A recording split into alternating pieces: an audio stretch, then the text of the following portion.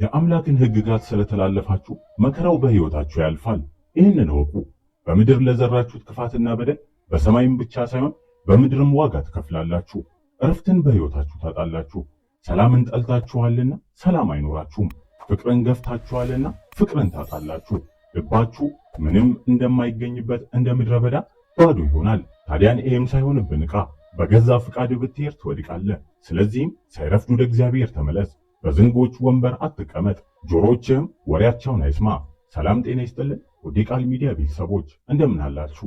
በዛሬው መርሃ ግብራችን በልባችሁ ፍቅር ጠፍቶ ሳትጠወልጉ ንቁ፣ ወደ እግዚአብሔርም ተመለሱ፣ ትእዛዛቱን ተከተሉ በማለት አባታችን አባ አምሃ ኢየሱስ የላኩትን መልእክት ይዘን ስለቀረብን በጥሞና እንድትከታተሉን እየጋበዝን ለቻናላችን አዲስ ከሆናችሁ ላይክ፣ ሼር፣ ሰብስክራይብ በማድረግ አዳዲስና ወቅታዊ መረጃዎች እንዲደርሱ የደውል ምልክቷን በመጫን ቤተሰብ ይሁኑ።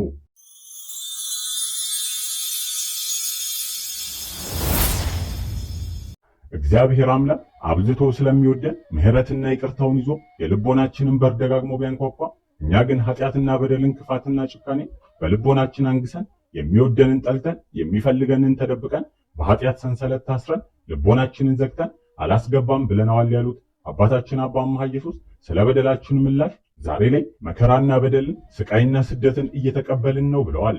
ሆኖም ግን ጥፋትና ኃጢአትን ትተን ልቦናችንንና ፊታችንን ወደ አምላካችን ወደ እግዚአብሔር መልሰን ንስሐ ብንገባ ቸርና ይቅር ባይ አምላክ ነውና ያለን ይቅር ይለናል። እግዚአብሔር አምላክ በመከራ ጸንቶ የሚቆይ እርሱ የተባረከ ነው ብሏል። ለዛም ማረጋገጫ ቅዱሳን አባቶቻችንን መመልከት እንችላለን። ቀደምት አባቶቻችን በእምነታቸው ምክንያት ብዙ እንግልትና ፈተና ገጥሟቸዋል። ከሀገር ከቀያቸው ተሰደዋል። እርግጥ ሰው የእግዚአብሔር ማደሪያ ቦታን ለመፈለግ ሊሰደድ ይችላል፣ ወይንም ደግሞ ጠላት ሲያሳድደው ሊሰደድ ይችላል። እናታችን ቅድስተ ቅዱሳን ንጽሕተ ንጹሐን እመ አምላክ ወላዲተ አምላክ ቅድስት ድንግል ማርያም ወደ ግብፅ እንደተሰደደችው ማለት ነው። ዛሬ ላይም ቤተክርስቲያንና ምዕመናን እየተሰደድን እንገኛለን። ታዲያን እኛ ምዕመናን ከዚህ አስከፊ ዘመን ለመሸሽና ለመትረፍ የግድ ንስሐ አባት ያስፈልገናል። የቱንም ያህል ዕውቀትና ጸጋ ቢኖረንም መምህርና ንስሐ አባት ከሌለን ባዶ ነን። ምዕመን የሚመራው አባትና ንስሐውን የሚቀበልለት የንስሐ አባት ከሌለው መልህቅ እንደሌለው መርከብ ነው የሚሆነው። ሕዝበ እስራኤል ከባርነት የወጡት በካህን ተመርተው ነው። መንገዱን የሚያሳይ የሚባርክልን፣ የሚቀድስልን እንዲሁም ችግራችንን የምናዋየው ኃጢአታችንን የምናዘዝልን አባት ያስፈልገናል። ስንቶቻችን የንስሐ አባት አለን? ራሳችንን እንጠይቅ። መሪ ልትሆኑ ትችላላችሁ። ቤታችሁን ልትመሩ ትችላላችሁ። ቤታችሁን ልታስተዳድሩ ትችላላችሁ። ነገር ግን ይሄ ምድራዊ ቤታችን ነው። ለሰማያዊ ቤታችን ግን አባት ያስፈልገናል።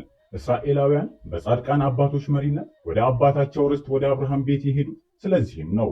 እግዚአብሔር አምላክ ቃል የገባላቸውንና እሰጣቸዋለሁ ያላቸውን ርስትን ፈለጉ።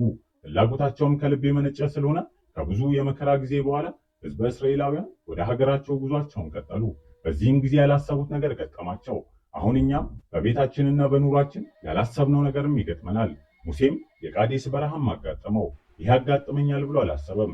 እንዲሁም የበርኔን በረሃም ሐሩሩ አጋጠመው። እንዲሁም የኤርትራ ባህር ከፊት ለፊታቸው ድቅን አለባቸው። ሕዝበ እስራኤላውያን ይህ ድቅን ሲልባቸው ያመለከቱ ወደ እግዚአብሔር ነው።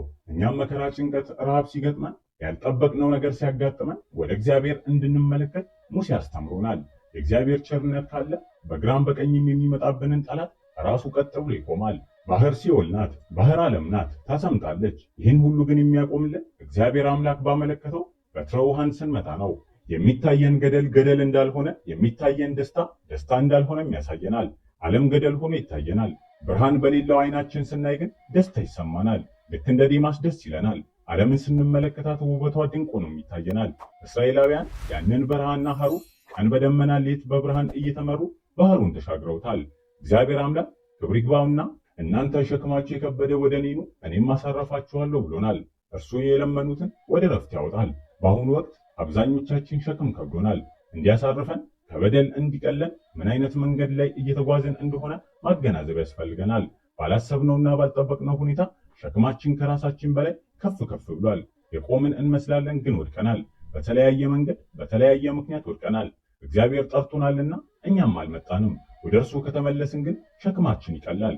ቅዱስ ዳዊት በእሳትና በውሃ መካከል አለፍ ወደ ረፍትም አወጣህን ያለው ለዚህ ነው። ወደ ረፍት የወጡ ቅዱሳን በልቦናቸው ንጹሕ ሐሳብ ስለነበረና የመከራውን ጊዜ እንደሚሻገሩ ስላሰቡ ነው።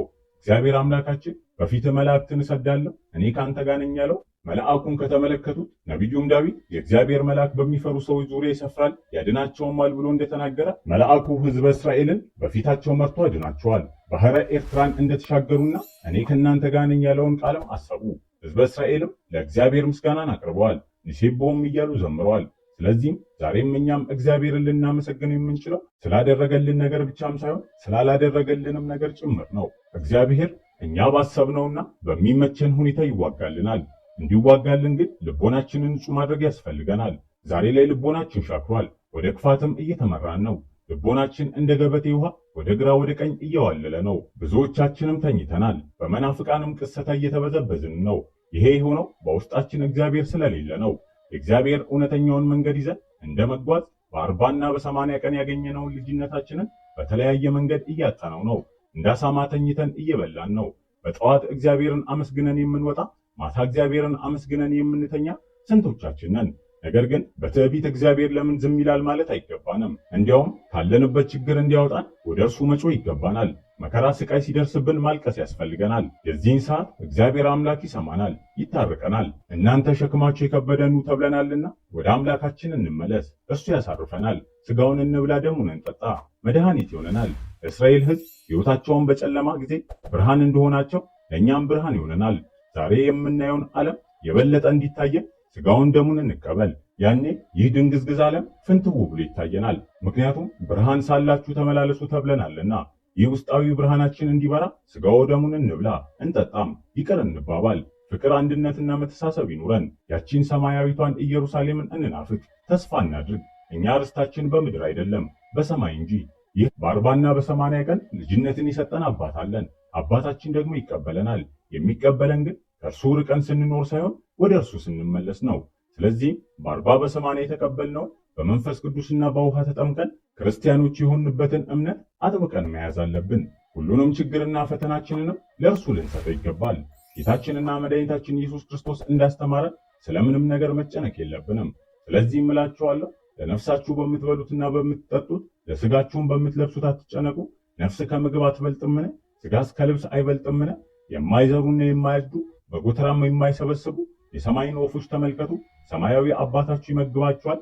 እናንተ ከእነርሱ እጅግ አትበልጡምን? እንኪያስ እናንተ እምነት የጎደላችሁ ለእናንተማ ይልቁኑ እንዴት እንደሚያስብላችሁ የሰማዩ አባታችሁ አስተውሉ። እንግዲህ ምን እንበላለን፣ ምንስ እንጠጣለን፣ ምንስ እንለብሳለን ብላችሁ አትጨነቁ። ይህን ሁሉ አሕዛብ ይሹታልና ለእናንተ ግን ሰማያዊ አባታችሁ ይህን ሁሉ እንድትሹት ያውቃል።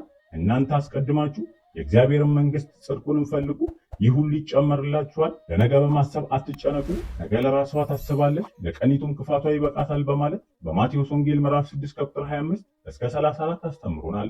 ታዲያን እኛም ብርሃነ ዓለም ክርስቶስ ለዓለም ብርሃንን ያበራ ክርስቶስ በውስጣችን እንዲኖር ልቦናችንን ንጹህ እናድርግ። በቋንቋ በዘር በሃይማኖት የምንለያይ ሰዎች መሆን የለብንም። እግዚአብሔር አምላክ ስንዴውን ከእንክርዳዱ የሚለይበት ጊዜው አለውና ሁሉንም በስራው ሊከፍለው ይመጣል።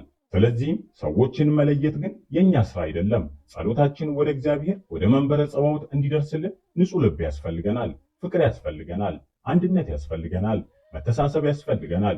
መነቋቆሩን መተውም ይገባናል። ያኔ እግዚአብሔር አምላክ ይሰማናል።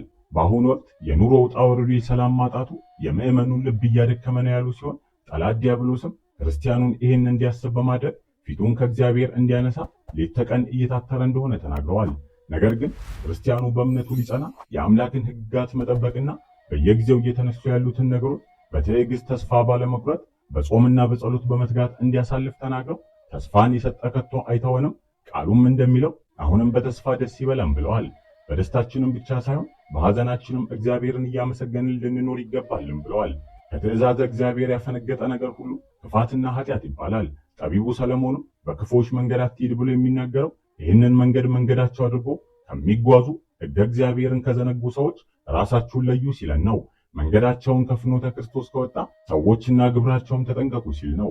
ንጉሠ እስራኤል ቅዱስ ዳዊትም በዚህ መንገድ ያልሄደ ሰው ምስጉን ነው፣ በዝንጎች ምክር ያልሄደ፣ በኃጢአተኞችም መንገድ ያልቆመ፣ በዋዘኞችም ወንበር ያልተቀመጠ ሰው ምስጉን ነው በማለት በመዝሙር 1 ከቁጥር 1 ያመሰግናል።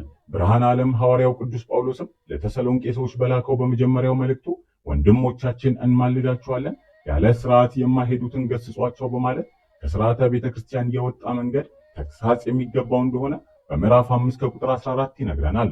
ክፋትና ኃጢአት እግዚአብሔርን ያሳጣል።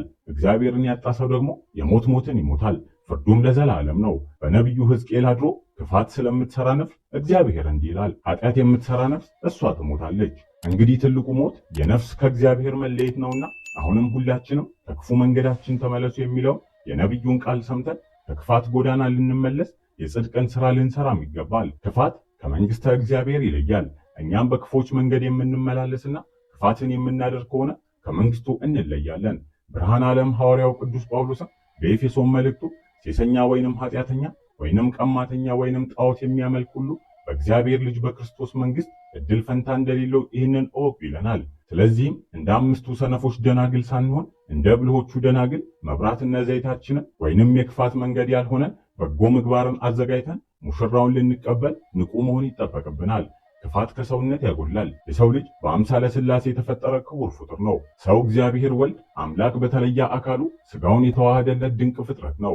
ነገር ግን የክፋት አባቷና መሪዋ ዲያብሎስ እንደመሆኑ በክፎች ጎዳና የምንሄድና የምንቀና ከሆነ ግብረ ዲያብሎስን ገንዘብ እያደረግን ነውና በግብራችን የዲያብሎስ ልጆች እንሆናለን። እንግዲህ እንደተወደዱ ልጆች እግዚአብሔርን ምሰሉ እንደሚል ቃሉ እኔ ክርስቶስን እንደምመስል እናንተም እኔን ምሰሉ የሚለውን የሐዋርያውን ቃል ሰምተን የሥላሴ ሥራ የሆነውን ሰውነታችንን በክፎች ጎዳና ባለመጓዝ ልናከብረውና ልንጠብቀው ይገባል። ክፋት ያቅበዘብዛል፣ ከእግዚአብሔር ይለየናልና የህሊናን ረፍት ይነሳናል። የመጀመሪያው ነፍሰ ገዳይ የነበረው ቃየል የአቤልን ነፍስ ባጠፋ ጊዜ እግዚአብሔር አምላክ እንዲህ ነበር ያለው፣ በምድር ላይ ኮብላይና ተቅበዝባዥ ትሆናለህ። ጠቢቡ ሰለሞንም በተግሣጽ መጽሐፉ ስለ ክፉ ሰው ሲናገር ኃጥእን ማንም ሳያሳድደው ይሸሻል ይላል። ስለዚህም ኃጢአት ከእግዚአብሔር የሚለየን እኩይ ተግባር መሆኑን ተገንዝበን በቀናው ጎዳና በትእዛዝ እግዚአብሔርና ሕገ እግዚአብሔር እየተመራን ለመንግሥቱ የሚያበቃንን መልካም ፍሬ ልናፈራ ይገባል። ቅዱስ ቃሉም ማንንም አትጉዳ፣ በማንም ላይ ክፉን አታስብ፣ በባልንጀራው ላይ ክፉ የሚሰራ ሰውን አትተማመን፣ በባልንጀራው ላይ ክፉ ከሚሰራ ሰው ጋር አትደሰት፣ በማንም ላይ አትማረር፣ ነገር ግን ሁሉንም እግዚአብሔር ያውቃል በል፣ ከሚያማ ሰው ጋርም አትተባበር፣ በሐሜቱም አትደሰት፣ ወንድሙን የሚያማ ሰውን አትጸየፈው፣ በማንም ላይ የጥላቻ ሐሳብ አይኑረ፣ ጥላቻን ልብህን እንዳያሸንፈውም አትፍቀድለት፣ ባልንጀራውን የሚጠላውን አትጥላው ነውና የሚለው እኛም ልባችንን ለቃሉ ማስገዛት ይገባናል። እግዚአብሔር አምላክ የእኛን በክፉ መንገድ ተጉዞ መጥፋትን አይፈልግምና እንዲህ ይለናል፣ ሰውም ጻድቅ ቢሆን ፍርድና ቅንን ነገር ቢያደርግ በተራራም ላይ ባይበላ ዓይኖቹንም ወደ እስራኤል ቤት ጣዖታት ባያነሳ የባልንጀራውንም ሚስት ባያረክስ እድፍ ወዳለባት ሴትም ባይቀርብ ሰውን ባያስጨንቅ ለባለ ዕዳም መያዣውን ቢመልስ ፈጽሞም ባይቀማ ከእንጀራውም ለተራበ ቢሰጥ የተራቆተውንም ልብሱንም ቢያለብስ አራጣ ባያበድር አትርፎም ባይወስድ እጁንም ከኃጢአት ቢመልስ በሰውና በሰው መካከልም የእውነትን ፍርድ ቢፈርድ በትእዛዜ ቢሄድ እውነትን ለማድረግ ፍርዴንም ቢጠብቅ እርሱ ጻድቅ ነው፣ ፈጽሞ በሕይወት ይኖራል ነውና በተሻለን መጠን ለሰው ልጅ ልናዝን፣ ልንራራ፣ በሕይወታችንም የክርስቶስን ፍቅር ልንገልጽ እርስ በርስ ልንዋደድ ይገባል። መዋደድ በሰዎች መካከል የሚኖር ስሜት ነው። ያለ መዋደድ በዚህ ምድር ላይ መኖር አይቻለንም። መውደድ ወይንም ፍቅር የሚገለጸው ደግሞ ባሪያ አምሳል ከሚመሰለው ከሰው ልጆች ጋር ባለን ጥልቅ ስሜትና ፍቅር ነው። ማሰብ፣ ማዘን፣ መታገስ እንዲሁም ለራሳችን ያደረግነውን ማንኛውንም በጎ ነገር ለባልንጀራችንም በማድረግ ነው። ታዲያን አሁን ላይ ሕይወታችን ውስጥ ያጣነው የእግዚአብሔርን ውድ ስጦታ መኖሩን ማወቅ ሆነ ማስተዋል ተስኖን በዘፈቀደ መኖራችን ለከፍተኛ ጥፋት ስለዳረገን በአሁኑ ጊዜ ልንፈታቸው የማንችላቸው ችግሮችን በዝተውብናል። እግዚአብሔር ወልድ ጌታችንና መድኃኒታችን ኢየሱስ ክርስቶስ ከዙፋኑ ወርዶ ለሰው ልጅ ሲል በምልአተ መስቀል ላይ እንዲሰቀል ያደረገው ፍቅር በመሆኑ እንደወደድኳችሁ እናንተም ደግሞ እርስ በርሳችሁ ትዋደዱ ዘንድ አዲስን ትእዛዝ ሰጠኋችሁ ሲል ያስተማረን ምክንያቱ ያለ ፍቅር ሰዎች መኖር ስለማይችሉ ነው። ፍቅር ለሚወዱት መከራ ስቃይን መቀበል እንደሆነ ጌታችንና መድኃኒታችን ኢየሱስ ክርስቶስ አስተምሮናልና ለሰዎችም ስንል መቸገር፣ ማዘንና ማሰብ ይገባል እንጂ ነገ ለሚጠፋ ሀብት፣ ለሚሻር ስልጣን ስንል በሰዎች ላይ ክፋት ማድረግ፣ ኑሯቸውን ማቃወስ፣ ማሳደድ፣ ማራውቀት እንዲሁም መግደል ግፍና በደል ነው። አብዛኛው የዚህ ዘመን ትውልድ ሰው ከፍቅር ይልቅ ጥቅምን፣ ከእውቀት የበለጠ ገንዘብን እንዲሁም የሥጋ ድሎትን የሚወድ በመሆኑ የእግዚአብሔርን ትእዛዝ ለማፍረስና ሕጉን ለመተላለፍ ተዳርጓል። ኃጢአታችንም ስለበዛ ቁጣው በእኛ ላይ በርትታለችና በሽታው፣ ረሃቡ፣ ጦርነቱ እንዲሁም ማህበራዊ ቀውሱ በሀገራችንም ብቻ ሳይሆን በዓለም ደረጃም ተበራክቷል። አንዱ ችግር በሌላው እየተተካና እየተደራረበ በመብዛቱ የቱንም አስበን አውጥተን እንደምንችል ግራ እስኪገባን ድረስ ጭንቀት ውስጥ ገብተናል። በድፍረት በስጋዊ ሐሳብ የጀመርነው የተሳሳተ ኑሮ የማንወጣበት ውስብስብና የተደራረበ ችግሩ ሲከተን መፍትሄውን ስናጣ ግን ወደ እግዚአብሔር መጮህን ጀምረናል። ይህም ቢሆን እንኳን ቢያንስ ስለሰራነው ኃጢአት ይቅርታና ምሕረትን መለመን እንጂ እርሱም ማማረር አይገባንም። ምክንያቱም ችግሩን የፈጠርነው ራሳችን በመሆናችን መፍትሄውም ከራሳችን ነውና የሚመጣው ንስሐ ገብተን በጾም በጸሎት አምላካችንን ማረን ልንለው ይገባል።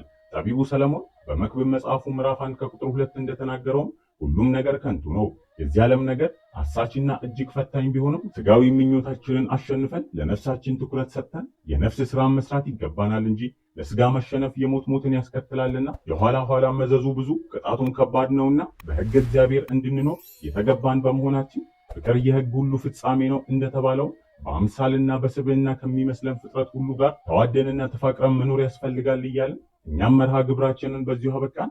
አምላካችን እግዚአብሔር ለሀገራችንና ለቤተ ክርስቲያናችን ሰላም አንድነትን ይስጥ። ወስብሐት ለእግዚአብሔር ወለወላዲቱ ድንግል ወለመስቀሉ ክቡር። ይቆየን። ቃል ሚዲያ